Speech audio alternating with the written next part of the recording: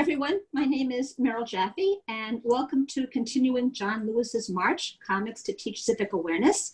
I'd like to thank ComicCon at Home 2020 for sponsoring this. And at this point, I am now going to pass our presentation over to our moderator, Jenna Ryall. Hi everyone, I am Jenna Ryall. I work at the New York City Department of Education as the implementation lead for our civics education initiative called Civics for All.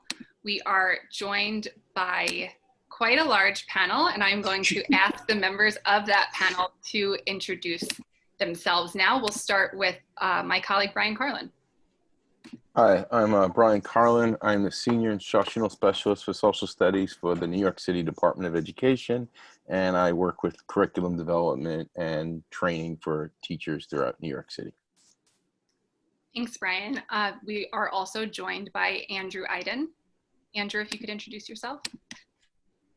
Sure. Hey, I'm Andrew Aydin. I'm John Lewis's former digital director and policy advisor, and I'm the original troublemaker who brought this whole March thing to all of you. Yeah, so then also I'm writing other things like registered for New York City Public Schools and other things too that hopefully we'll get a chance to talk about. So thank you. Thanks, Andrew. And we are also joined by Talia Hurwich. Talia?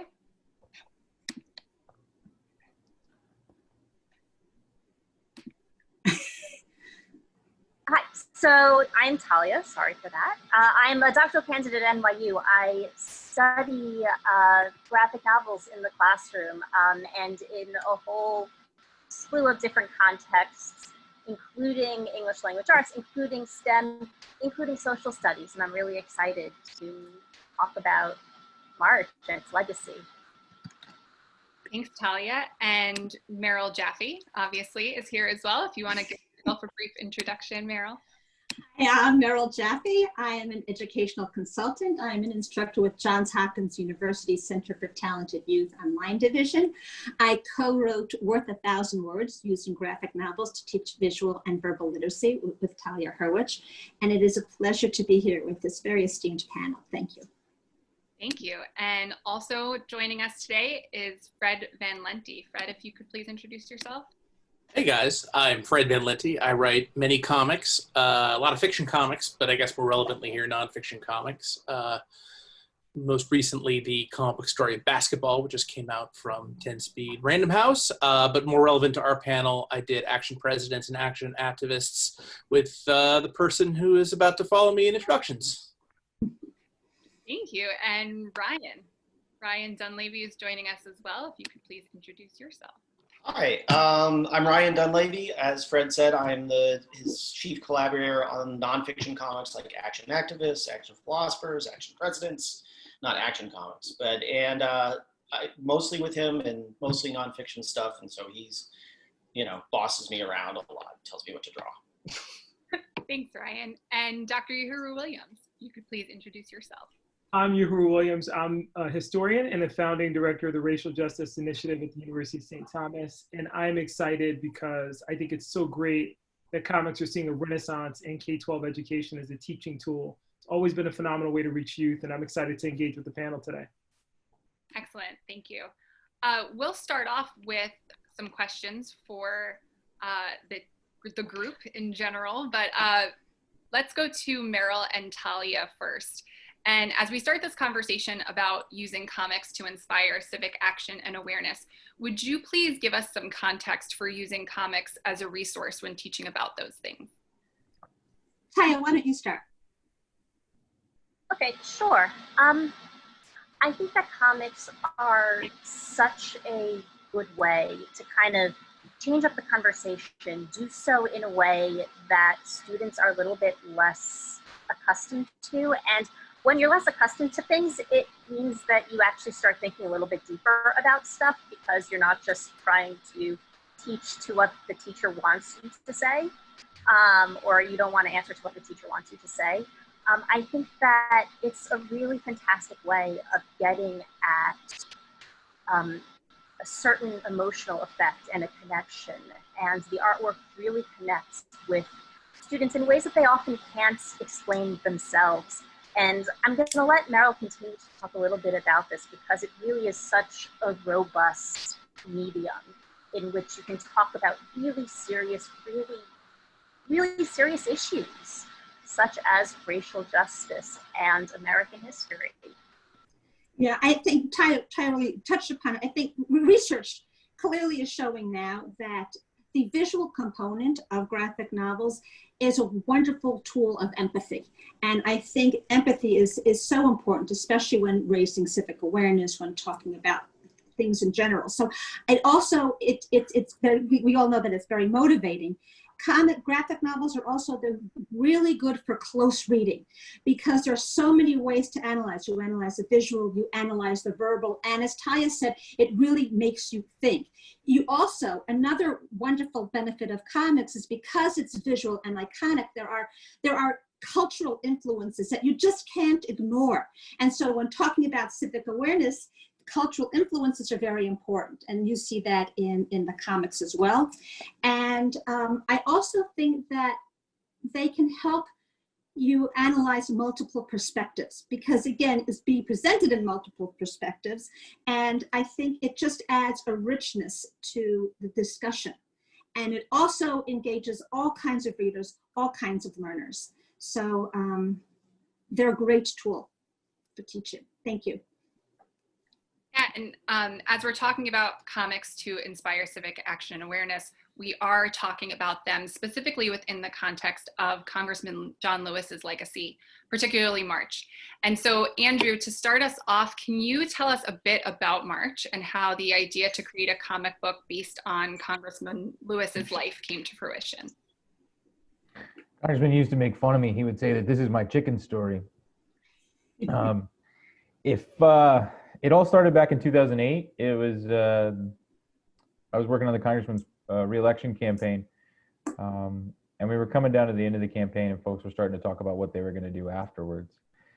And I said I was going to a comic book convention, and folks started laughing at me, and the congressman said, there was a comic book during the movement, and it was very influential.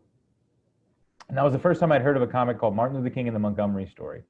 And I remember going home that night and looking it up on the internet and just being amazed at how beautiful it was. I mean, this is a 16-page studio, like house studio style from the 1950s that gave an introduction to Gandhi, to the Rosa Parks, the Montgomery bus boycotts, to Martin Luther King, and the philosophy and discipline of nonviolent civil disobedience.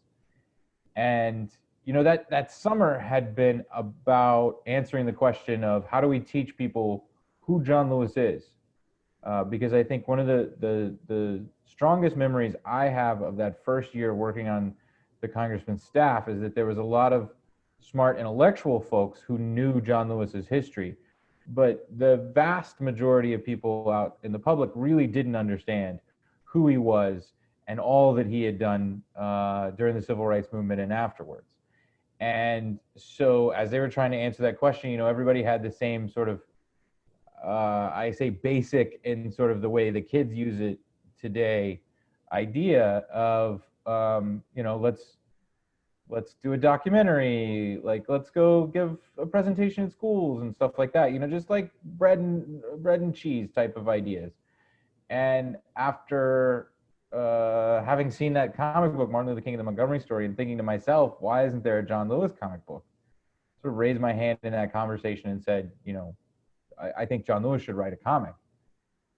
And everybody thought it was nuts. I think the congressman even later said he thought I was a little bit out of my mind when I suggested it.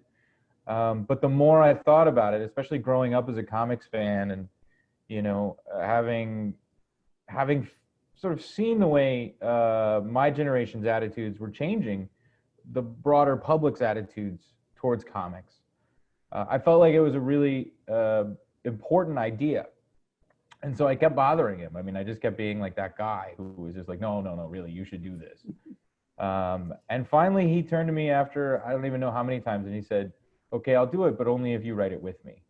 And that's sort of where the idea came from. And then from there, it was 5 years of writing pitches and going to publishers and having the publishers tell me I was nuts. And, just all these obstacles that they sort of throw in your way when you're not giving the status quo idea or the status quo answer to them and what they expect.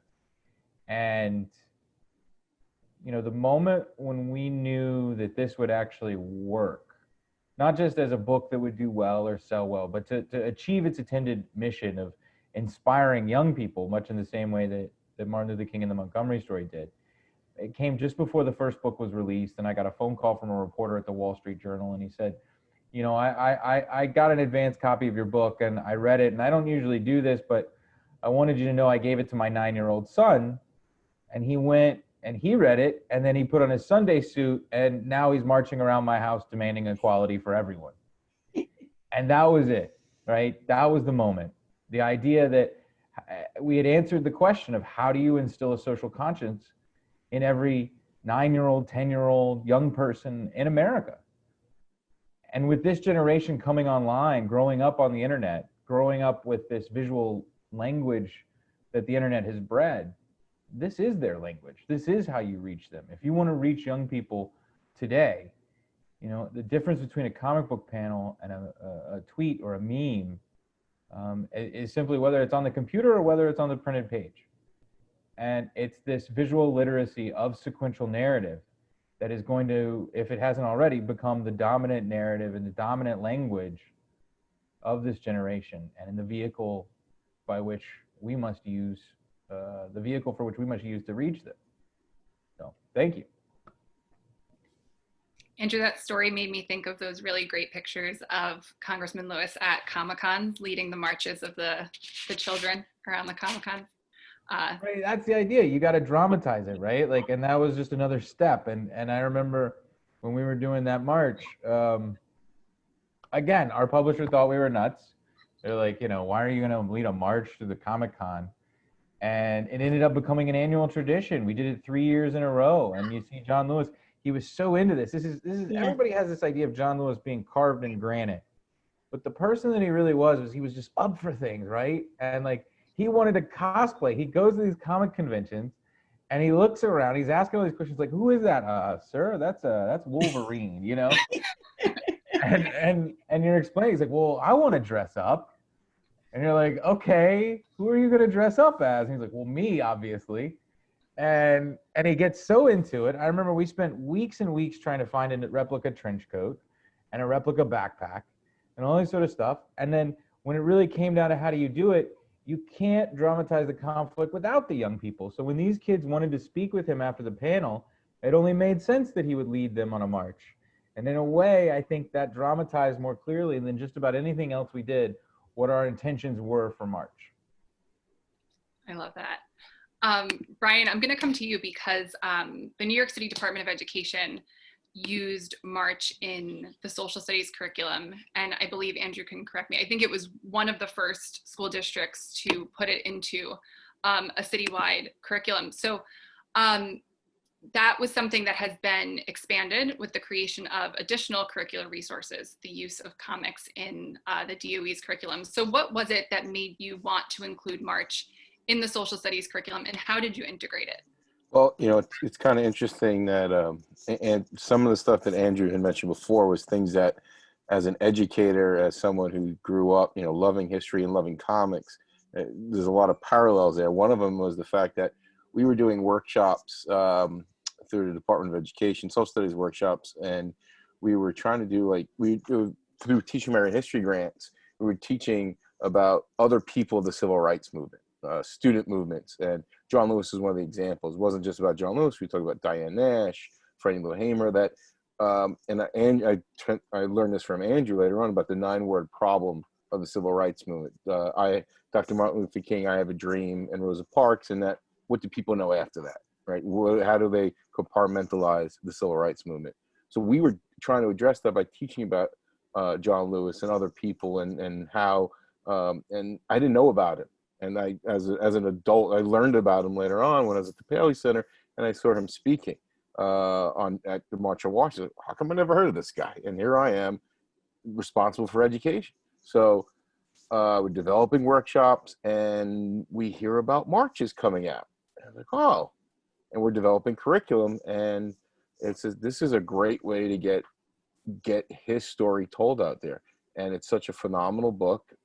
We were actually developing our citywide curriculum at the time, and we got in contact with Andrew, with the publishers, and it just worked out. They wanted us to use it. We wanted to use it, and we love the story that it tells. People can't get enough of it. We put it into our lessons, and it really tells a phenomenal story that has inspired so many people. There's a lot of great timing that worked out when it came out, and when we were able to put it into our lessons, and they were very generous with sharing original artwork that we can use in our lessons so people could access it. Classrooms around New York City are using it, so it was the right thing to do. It was the right time, and it worked out, and we're very proud of what we've done with it, and we continue to see other teachers inspired to use not just March, but look for other books to use to teach all the things that go around with civic opportunity and history and social studies and things like that. Brian, I think when teachers are thinking about using comics in the classroom, obviously March is one that comes to mind. And so can you maybe tell us a little bit about how March was used in a lesson? Oh, sure. So one of the things the specific way we used March as a model was we used Congressman Lewis's speech, The March on Washington. And we took the actual text, the full panels from the text to have students engage in that document instead of reading the traditional prose text document. And also with information for the teacher, comparing the two different modules of text and how you can use them. That's one example of how it's used. And then students have discussion about the text. That was just one example of how it was used. Looking at the way the layout is done, how it's different, what's the power of looking into different visuals. I grew up reading comics.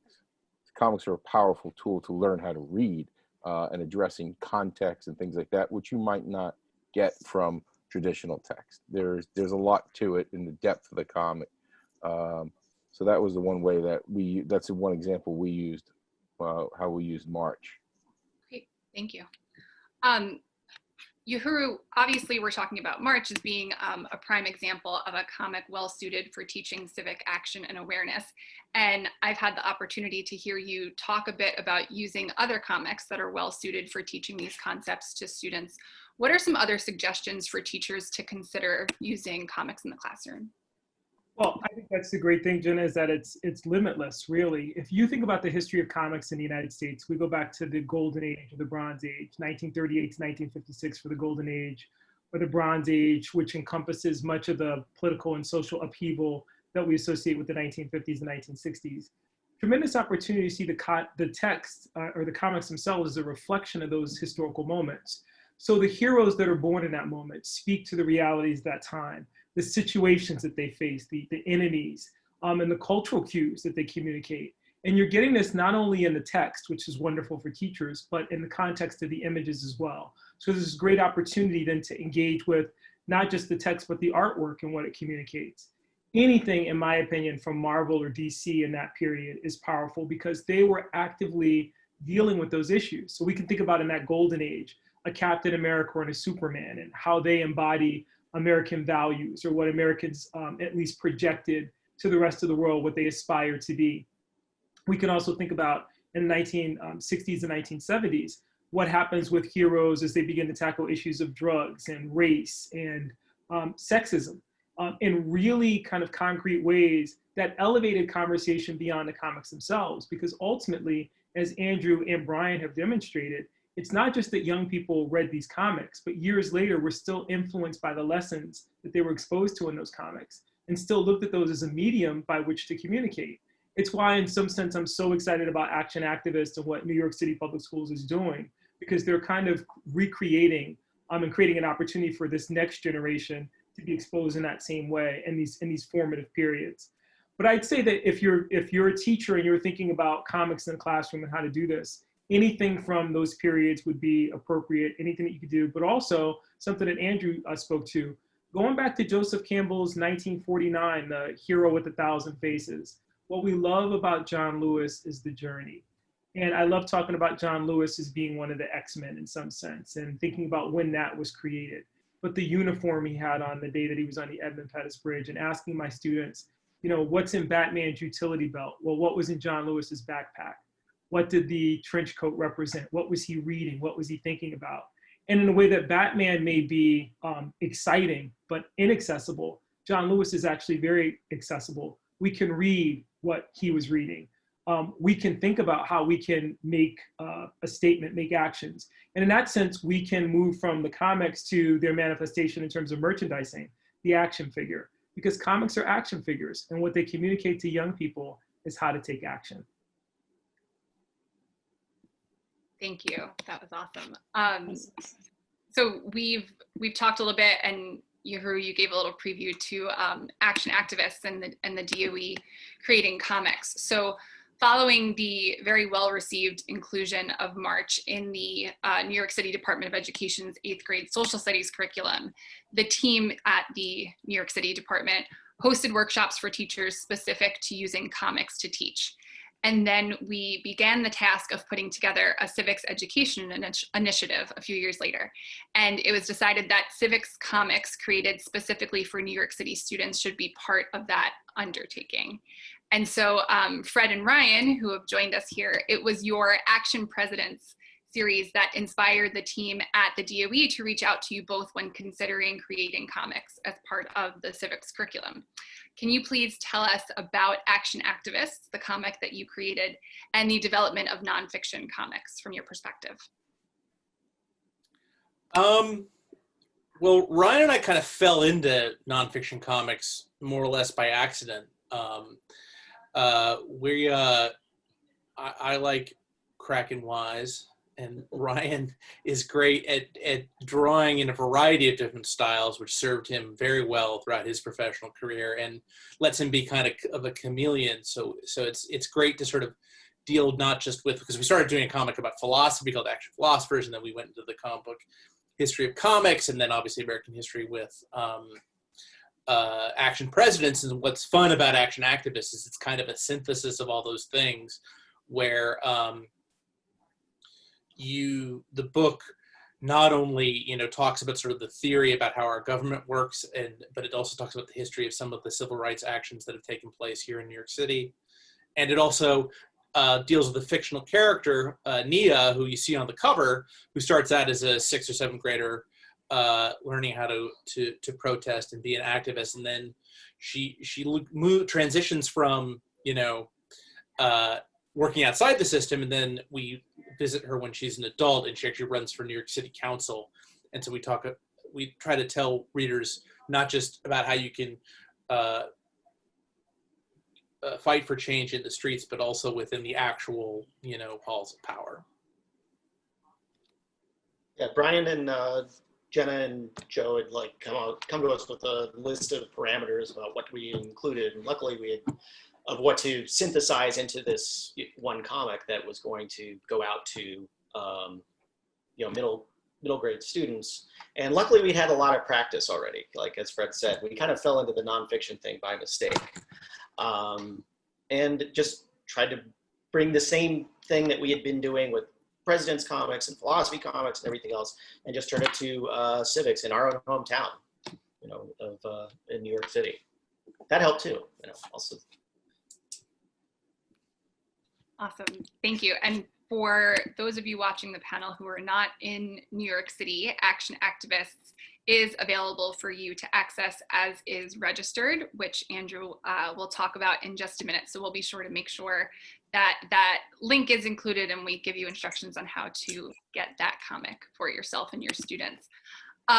With March having been the start of the DOE's journey into using comics in our curriculum, we of course wanted Andrew involved in the efforts to incorporate custom comics into the new Civics for All initiative. Andrew, can you tell us about the development of Registered, the comic you created for us at the DOE?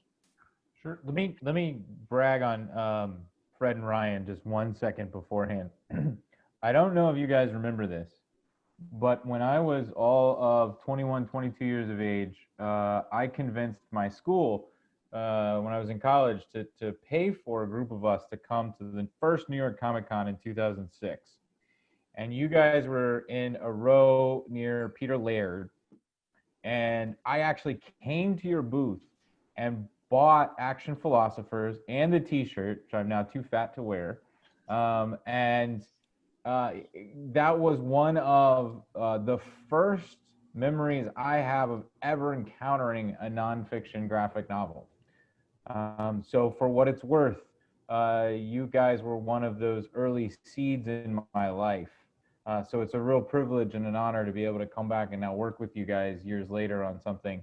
And I'm really glad you have very little memory of that incident and the nerd that showed up at your booth at that time.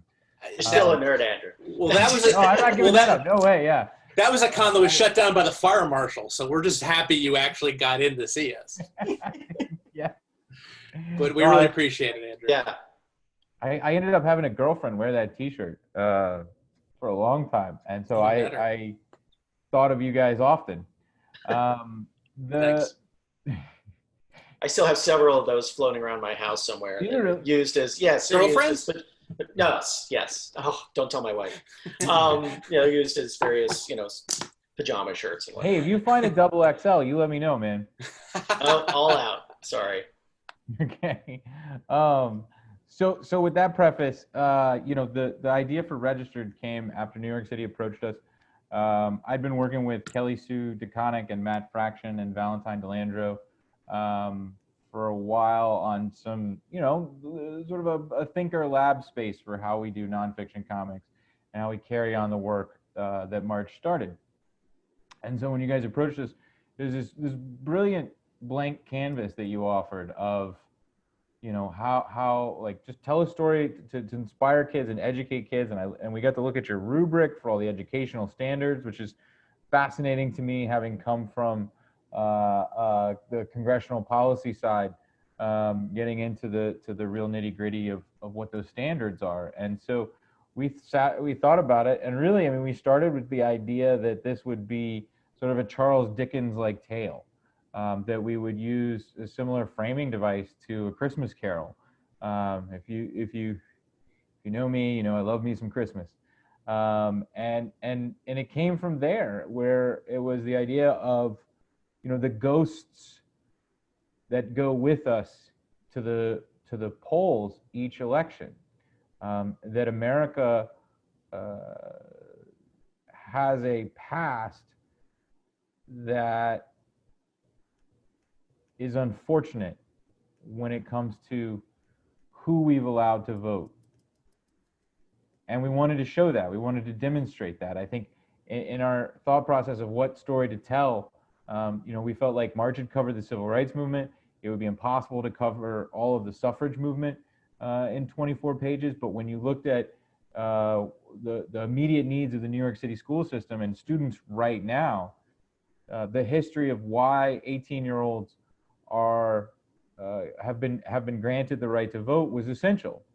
And when you look at the history of demographic turnout, the most significant youth turnout came in the election immediately following the passage of the 26th Amendment. And we wanted to highlight that, and we also wanted to put it in the context of, if you look at the course of history, when men have been allowed to have the expansion of the voting rights, it's consistently come after a war, after first poor men who did not have land during the War of 1812 were sent to fight and die. That's how you got non-landowning men to be able to register and vote. And then in bringing down the voting age to 18, it came about because of the old enough to fight, old enough to vote movement, which started in World War II, but was really brought to a constitutional amendment by the opposition and the protest to the Vietnam War. This idea that young people would be being sent to fight and die without any say in who the leaders are that are deciding their fate was anathema to the public consciousness. But at the same time, we also wanted to highlight that this advancement did not happen strictly through altruistic means.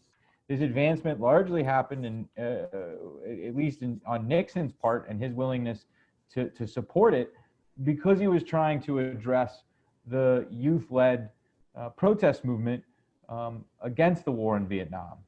And for young people to understand that your actions, by speaking up, by creating civil unrest, by creating acts of civil disobedience, you do put pressure on elected leaders, and you force them into the position of taking action that they wouldn't take otherwise, even if it is disingenuous in their motives, even if they're trying to silence you by giving you this token. Take it straight out of their hand and then use it against them. And I think when you look at the end of it and the characters we created, and Shiri going to vote and her mother working in the polling place and everything like that, the overarching message is that in many ways we failed to take up that mantle, that high voter turnout that we saw in the early 1970s following the passage of the 26th Amendment was us being mollified and in many ways taking Nixon's bait. And that this generation needs to understand that that bait is something they can no longer tolerate, that they have to use this vote that they've been given, because otherwise they're going to be left out and left behind by their elected leaders. I just want to say one thing. I have to give props to the DOE for allowing people like Andrew, people like Val, Landro, Fred, and I to like just flex our storytelling muscles to get these messages out. So many times, like that, they trusted us this much, that like the kind of passion that you just heard Andrew talk about, that he was allowed to bring that to a storytelling medium, I think is an asset to the power of comics and the power of this storytelling, to getting these messages across, to getting this education across. Sorry. You're welcome. Thanks, Brian. Thanks, Jenna. You're welcome. We definitely, obviously going into it, knew how wonderful all of you were, hence why we asked you to be involved. But I'm still blown away when I look at both Action Activists and Registered at what we were able to do. And Andrew, you said the ghosts that go with us to the polls when we vote, and I like scribbled it down really fast. I think for teachers specifically, I was a classroom social studies teacher for a long time, and I used to tell my students about the moment when I first went to vote, and New York used to have the voting booths where you pulled the lever for the curtain.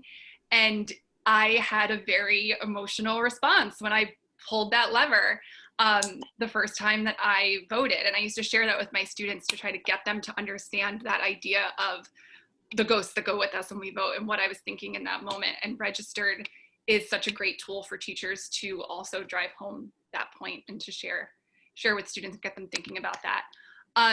Meryl, you know, obviously, when we put the comics together, we started thinking about not just wanting to get the comics themselves into the hands of students and teachers, but wanting to support teachers in thinking about how to use these comics. And so we worked with you to develop lessons around both Action Activists and Registered. So can you briefly tell us a little bit about the lessons that you developed? I would love to, but first I also want to say that you guys made this so easy to do, because these comics are so awesome. They are so chock full of information and passion and things to talk about that not only were meaningful in the past, but are so meaningful to us today. And I think that the power of a good lesson is making it meaningful. It's bringing in the past as well as the present and the future and how we can make it work. So I was asked to do 5 lessons, and the lessons, Action Activists had been finished at the time. Registered, Andrew, you were still working on it. So some more of the lessons were for Action Activists, although a lot of them can be applied to both. And they really are just awesome, awesome comics. So one lesson was, we decided to do, one lesson was to do, to help teachers teach with graphic novels. One was to teach how to make the lesson so that kids can write their own graphic novels. And I won't talk too much about that because some of the others are just a little more chock full of stuff to talk about. But one of the lessons was using comics to create civic awareness. So I took, so what I did was,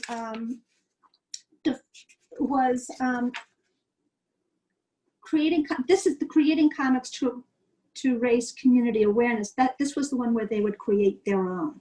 And so we teach about how there's exposition, conflict, rising climax, falling action, resolution. And we talk about how to create a 6-panel story that is meaningful. Then there's also one on how to become an action activist. And so what we do is, we started with the action activists that you can see here, hopefully in the image. This is what the cover looks like. And we talk about how Mia becomes an activist. And what I do is I create a chart so that readers can both look at text, use text, and then use image to figure out how not only did Mia become an activist, but how they might be able to find their voices. And then what I did was I created information on, I think it's 5 different community activists from New York City or from the New York area to make it, again, more meaningful for the students. And they break into groups, and again, they analyze what these people did, how they were able to do it, how they were able to craft a message, and how they were able to convince others to join their causes and promote not only civic awareness, but to promote change. Another lesson that I did was analyzing multiple perspectives and root causes of school segregation. Because one of the things that, again, action activists talk about is not only how to become active, but how the system works and how the system sometimes doesn't work.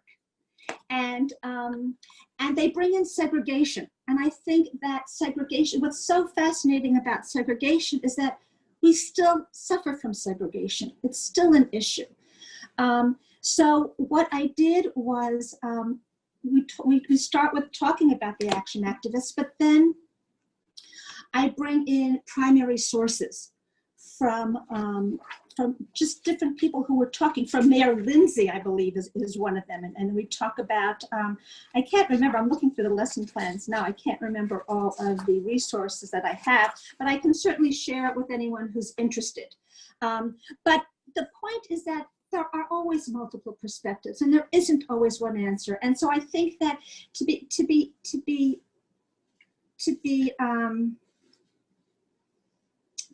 successful at what we do, the more, I think if we can understand multiple perspectives, we are going to be more effective in terms of understanding the issue and hopefully coming up with solutions.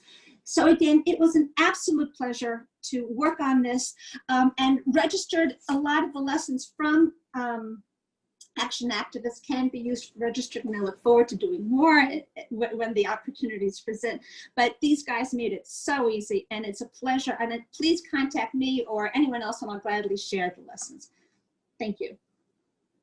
Thank you so much. I think for a lot of us, at least for, I'll speak for those of us at the New York City Department of Education who have held workshops related to comics, these lessons feel almost surreal when it was just so recently that there would be teachers who would come to these workshops and say, I could never use comics in my classroom. My administration won't let me use comics in the classroom. Or even teachers themselves who would say, I'm not using comics with my students, as if it wasn't an appropriate academic text. And so obviously nonfiction comics have existed for some time, but March has really opened the door for teachers to start to see comics, teachers who maybe didn't know about comics or nonfiction comics before, and see them as an acceptable resource for use in the traditional classroom. And so I'm going to ask the same question of Yohuru, Brian, Talia, and Meryl, because speaking to Meryl's point about multiple perspectives, I think you'll all have different perspectives in answering this question. But we'll start with Yohuru. Can you speak to what you see as the legacy of March and Congressman Lewis's story on teaching with comics and teaching about civics and civic action? It's a great question. I think it'll be threefold. First, I think it resurrected a medium which has been maligned for any number of reasons. I think, you know, it was so appropriate that New York City took this on, because I think back to the great political cartoonist, Thomas Nast, and how he got through the people of New York City. It wasn't the texts that were coming out in the newspapers that were talking about corruption in Tammany Hall. It was the images that Nast produced of that corruption that awakened people to the dangers. And civically responsible people responded by going after Tammany Hall, by changing their votes, by becoming more aware. But the cartoonist, the artwork, was central to that process. I think the problem today is that a lot of times people think about comics as just cartoons. And if you read something like Action Presidents or Action Activists or Registered, what you forget is there are complex stories that are underneath that. What comic creators are wonderful authors who tell stories in compelling ways that incorporate multiple media to do that. And they do so in ways that I think speak to young people. And I'll give you a great example. In Action Activists, my favorite panel involves the young people who are confronting someone who disagrees with them. And Fred and Ryan did this phenomenal artwork where, as they're talking to this individual, the person starts out as a monster and he morphs back into a human being. And in that panel, what they were able to communicate is something that I wish at this point we could broadcast to the entire world, about seeing the humanity, the shared humanity of those we may disagree with.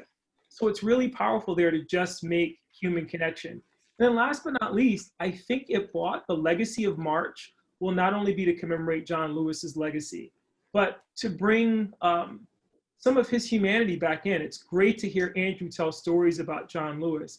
The last thing that we need is another giant carved in stone to communicate to young people that this is something they can't aspire to be.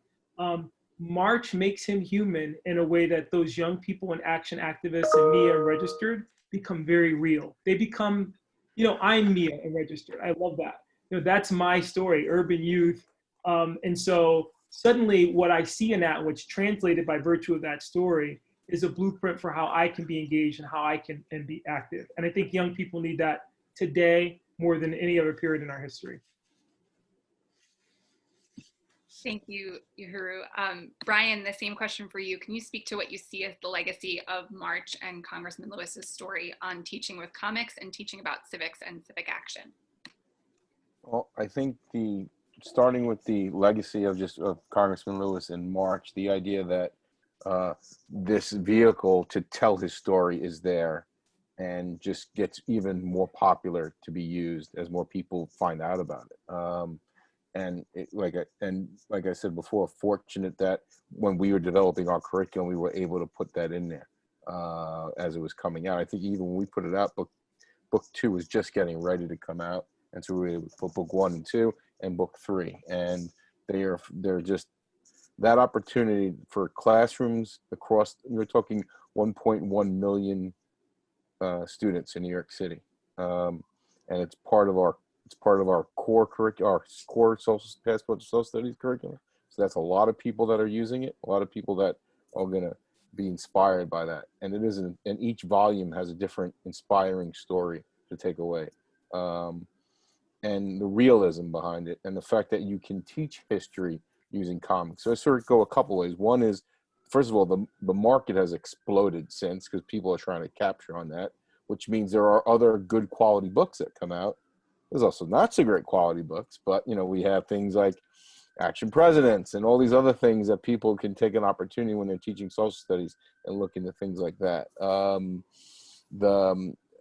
And as a parent, I had to fight that fight with when teachers weren't allowed to use or didn't like using social comics in the classroom. So my son would go to school with a book called Nathan Hale's Hazardous Tales, which is, and he was told, oh, you can't bring that in for reading because it's a comic. Oh, wait a minute. Why can't you bring that in? So there's lots of opportunities there. And also the recognition that, first of all, it's a powerful tool for kids to learn how to read. It's a powerful tool for kids to learn how to learn about history. And even the use of, as some of the things you heard pointed out earlier, the use of older comics as historical documents. And we've even included some of those in our curriculum as well.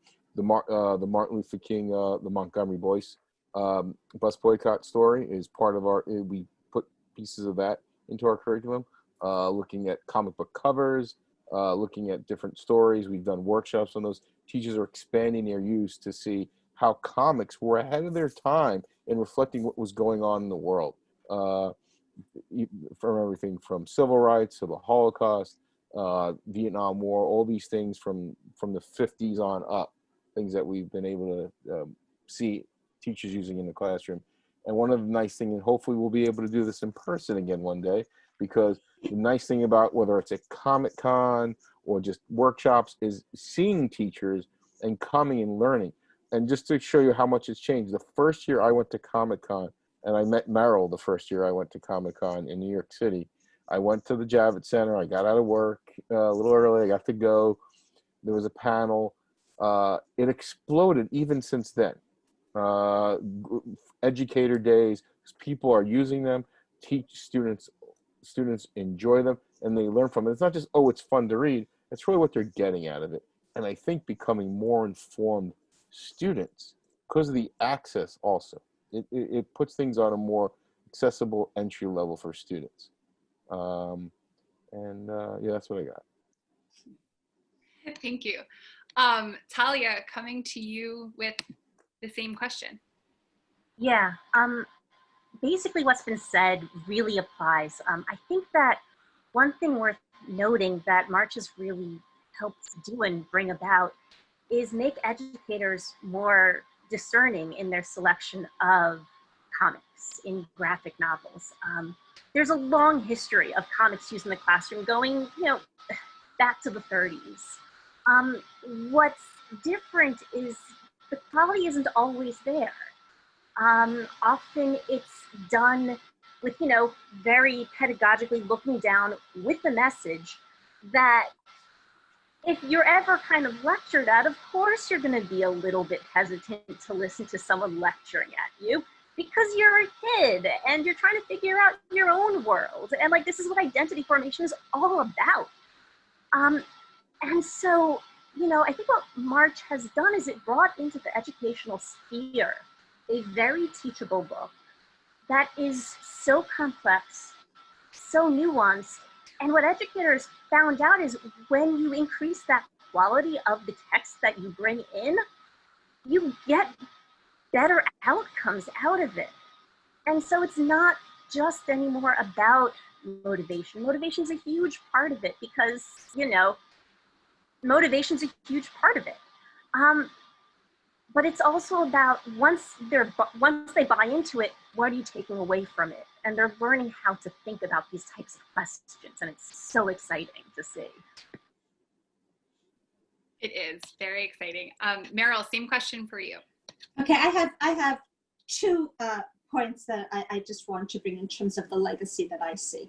The first is that what I have seen March do is it has brought a past alive. It has allowed us to live what John Lewis and others lived and empathize with it in a way that I don't think most of us, and I'll speak for myself, I'm not sure I would have empathized the same way without seeing these images in front of me and living and the image of them driving from Alabama to Ohio and how frightened they were in the car because so many bad things happened on the road, and this was a period of time that none of us are proud of, but that is so important for all of us to better understand, so that I think we can move forward.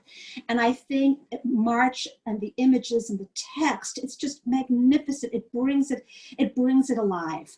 The other thing is that Marilyn Price Mitchell notes there are three things that a teacher can do to inspire active citizenship. And one is to engage students in real world service activities. Another is to empower students to believe in themselves. And the third is to model how to do it.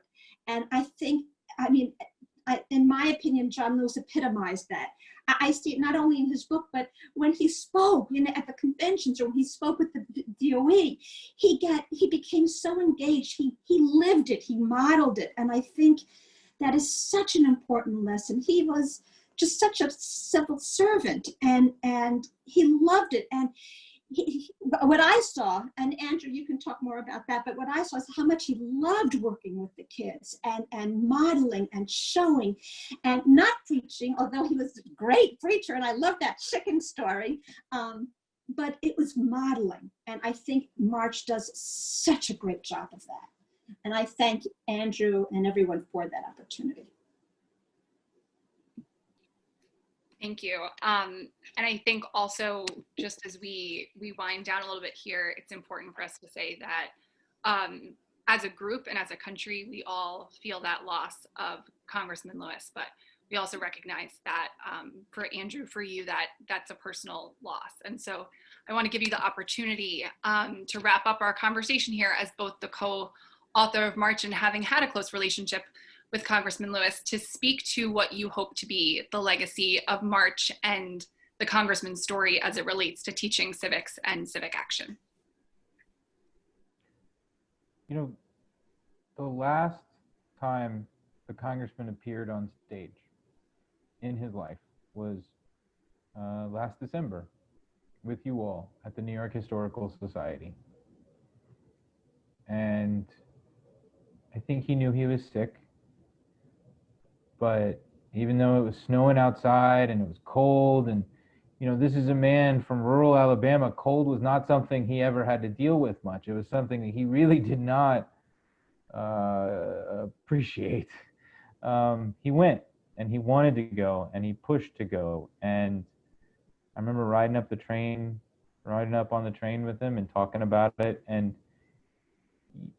to understand John Lewis and to understand what March meant to him, you have to put it in the context of this is not somebody who made bold declarations, but his actions spoke louder than anything else.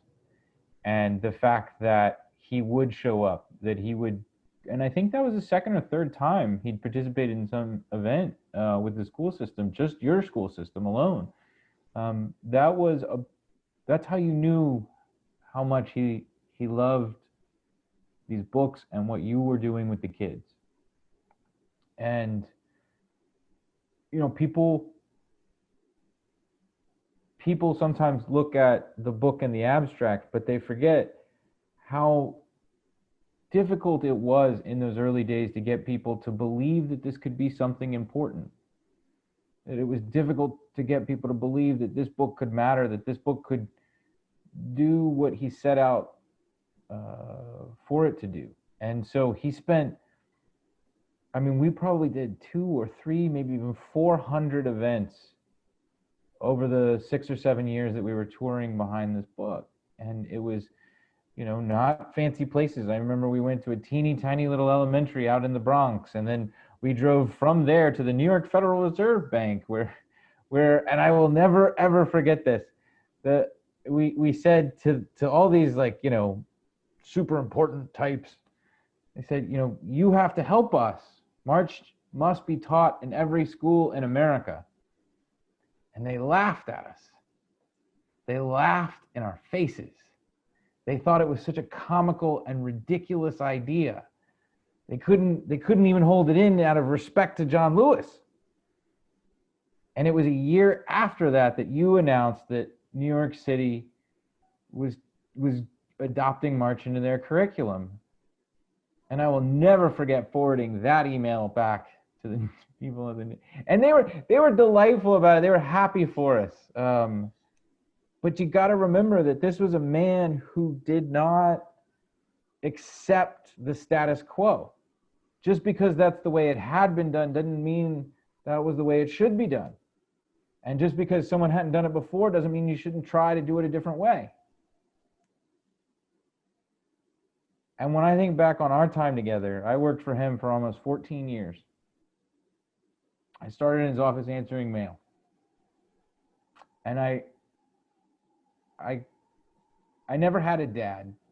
My dad was a Muslim immigrant who left when I was 3. But I got those 14 years. And we went all over this country. I think we hit 42 of 50 states. We never got to Hawaii. And we did it because we were doing something important. Because he wanted his legacy to be not just that he did something in the 60s, not just that he got elected to Congress, but that he laid down a roadmap and a blueprint for the generations that come after him, so that they could pick up the torch, so that they could carry on the fight, because the work was not finished. The ultimate goal of Congressman Lewis, of those during the Civil Rights Movement, was to build what they called the beloved community.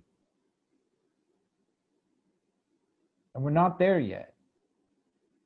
And for him, and for me, I hope that the legacy of March is that it plays a role in getting us to building the beloved community. Because I didn't have a book like this when I was a kid. I remember talking about March with my mom night after night, telling her, you know, this could be a big deal. This is really worth it. I've got to keep working at it. It's really hard, but I got to keep working.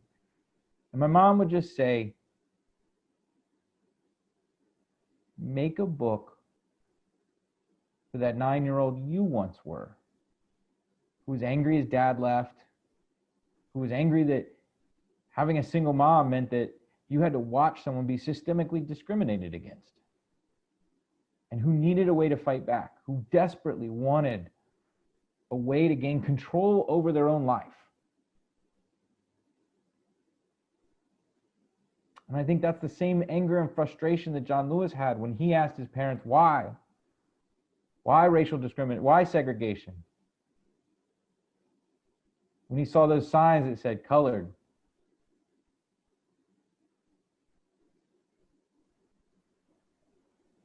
That's the key. That social consciousness in a 9-year-old, that life of purpose. That's how you change the country. That's how you build the beloved community. You give them inspiration. You give them a roadmap. You show them the way forward. You show them how another generation did it. You don't let it get papered over. You show the nitty gritty. You show the truth. That's what we tried to do with March. And I believe that's what John Lewis would hope his legacy would be through March.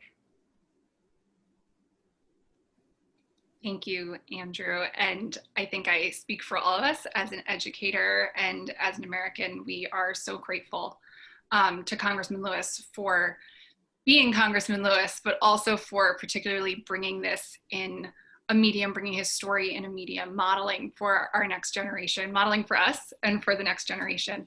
And thank you for helping him to bring that story to our students.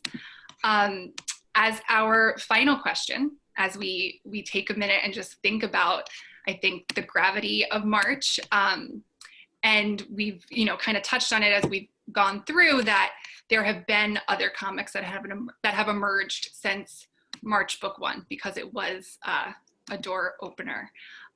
If everyone on the panel could just take a second and very briefly let us know of a comic that's emerged since March Book 1 that you think carries on the civic education tradition of March.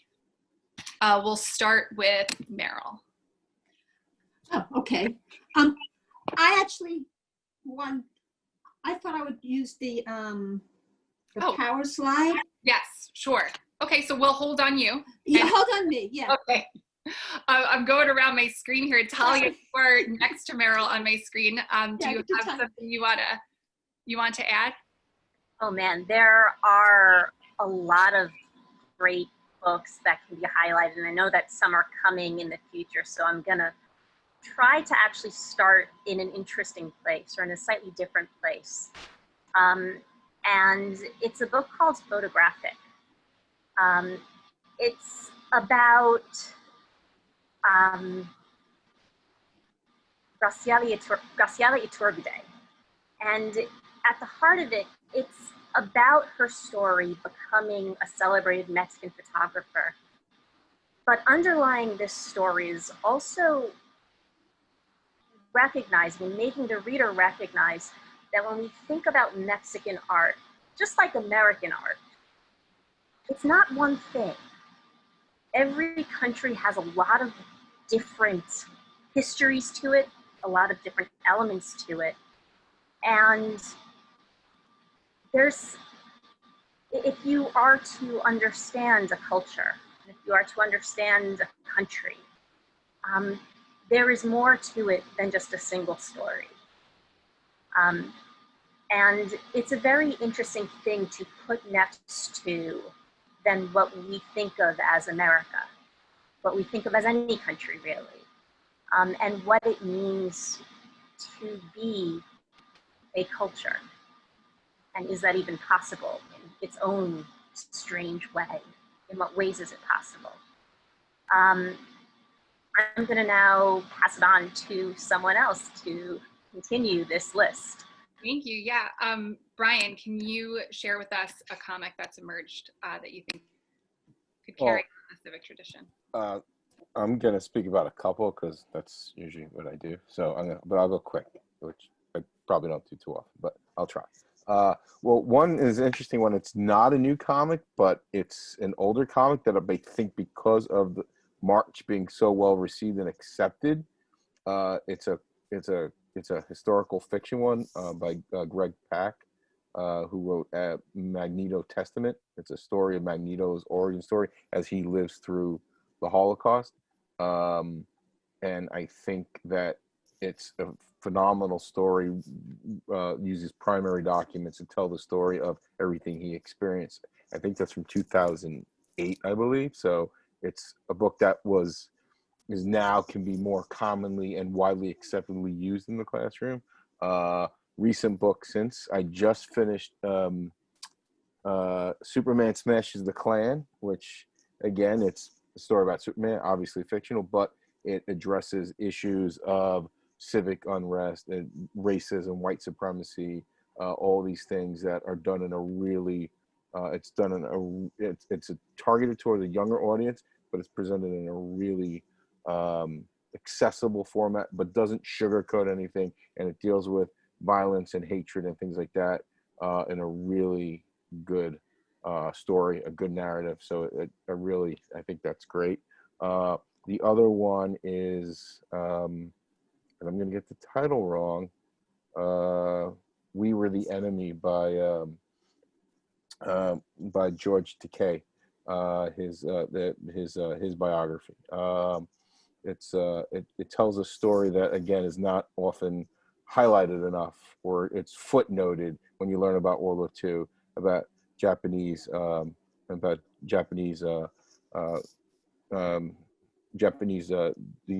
the arresting and imprisonment of Japanese citizens during World War II. Thanks, Brian. We'll go to Yohuru. I'll be quick. I'm just going to echo Brian. I love they called us enemy, but I also would say that the March trilogy kicked open the door, and there were a lot of really classic graphic novels that, I think people are just discovering now. Max Brooks' The Harlem Hellfighters is one of my favorites. Along with March, I think they're both eminently teachable. I assign them in university. I think they're both that good and that compelling. So I just think that, again, we talk about good trouble, necessary trouble. Here's another example of how John Lewis created a whole opportunity for this medium to be shared in different ways. And I'm grateful for that as an educator and beyond. Thank you. Fred. I'm going to be super crass and recommend one of my own books drawn by Ryan, which is the JFK Installment of Action Presidents. And I bring this up only because one thing that I didn't really understand before I wrote this book was how, I wouldn't say JFK was necessarily anti-civil rights when he was a president, but this is how John Lewis and his peers had to kind of drag the Kennedys kicking and screaming over to the side of the Angels, and which, I mean, I think to President Kennedy's credit, he was someone who was persuadable, right? We need people who are able to be persuaded in places of power to do the right thing, and that's important. Thank you. Andrew. I think some of the newer ones that I've enjoyed was Mandela and the General. I also enjoyed Stand at Attica, especially in the context of criminal justice reform. I think some of the older ones that I'm really excited to see coming back is a book called Stuck Rubber Baby. And I think everyone should check that out. And then also, hopefully next year, this will follow in the vein. I've got the stack that is the next volume. This will be Run Book 1 coming next year. And I hope we didn't let you down. I'm sure you did it. Ryan, I believe Ryan and Meryl both have some slides to accompany their recommendations. So Ryan, if you want to talk to us about yours. I had to slide, but I also have, I don't know if, oh, my camera's off. Oh, there it is. I had picked out a couple.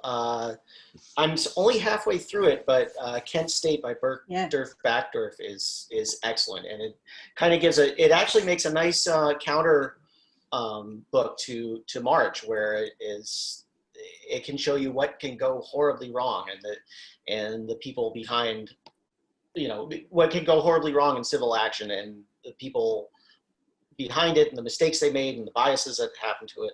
Another one I had found was, I was really looking for books that would sort of bring on discussions in classrooms. And one that I've recently read that I thought would be great is the Quick and Easy Guide to They, Them Pronouns. It's like queer identities and LGBTQ culture becomes more known, especially among young people. I think having some kind of grounding in education of those kinds of identities is really important. This book taught me a lot. I was a fan of Archie's, and that's why I picked it up. And then I just learned so much because of it. And then another book I wanted to recommend from a friend of mine, GB Trans, called Vietnam America. And this came out about the same time March did. GB is an immigrant from Vietnam who came here, like his whole family. He was not yet born yet. His mom was pregnant with him. And this is a story of his family fleeing Vietnam to the United States and how unaware he was really of his family's background and what the things that he went through to discover that. And I think that's something a lot of us can relate to. I certainly did, even as a, Irish American. But I have no, no background in my own heritage whatsoever. It was, I think a lot of people, they have these identities in the United States, but they don't really have a connection to what their heritage was. And this, I think it illustrated it very well. And Action Presidents, which Fred already mentioned.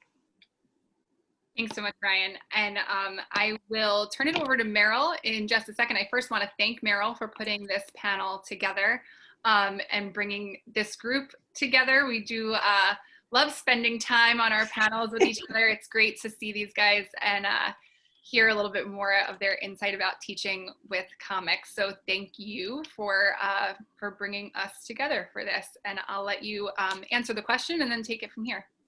Okay, thanks, Jenna. You did an awesome job moderating. I have a number of books, and I don't want to spend too much time on them. I will tell everyone that all of these are discussed on my website, meryljaffe.com. You can get summaries and lesson plans. But just a few. The Silence for Our Friends, I actually think came out, before March, but it's awesome, and Nate Powell is the artist of both. There's Little White Ducks, which is about China in the 1980s. Satchel Paige is about Jim Crow, and it's excellent. One of the books that I do want to just talk very briefly about is The Faithful Spy. And what is so interesting is it's a story of Dietrich Bonhoeffer, who was a German theologian during World War II, and he was conflicted between his patriotism for Germany but his love of man, and he didn't know if he should support Hitler or join the cabal to assassinate him. But what's so interesting is that he comes to the US, and he spends time in Jim Crow America. He spends time in the Baptist churches, and they were a huge influence in the decisions he made. And it is a wonderful book that really talks about civic awareness and decisions that we have to make that are sometimes quite painful. There's Ms. Marvel, there's Laika, which brings about the Soviet Union, the space race, and how in that country you don't have a voice, and it's a nice contrast. Resistance is about the World War II, and it's about two families and how each family member had to make a decision on how they were going to react during the war, and each one chose a very different path. Soupy Leaves Home I have included that because it talks about the hobo code and how that community had to support itself in very different ways during the Depression. So these are just a few books. There are so many others. Please visit my website. There are 240 books that you can look at and look through. Also here on the website are resources for lesson plans. I won't go over it. You can look at this when you have time. Just go to meryljaffe.com. There are extensive lessons for Silence of Our Friends for King by Ho Chi Anderson, which is a beautiful book about Martin Luther King. Soupy Leaves Home. I have Faithful Spy lessons. I have lessons for March. And Talia, if you'll just slide through the rest. I just want to thank you. ComicCon at home will post this on their YouTube channel, but please again visit meryljaffe.com so you can spend time on this PowerPoint. We'll also post this the panel so you can spend time with it there. There are blogs on engaging student awareness, on comics, history, and social studies. And there's a link that you can contact any one of us if you want to ask us questions. Thank you, thank you, thank you, ComicCon. Thank you everyone for joining us, and be well. Thank you.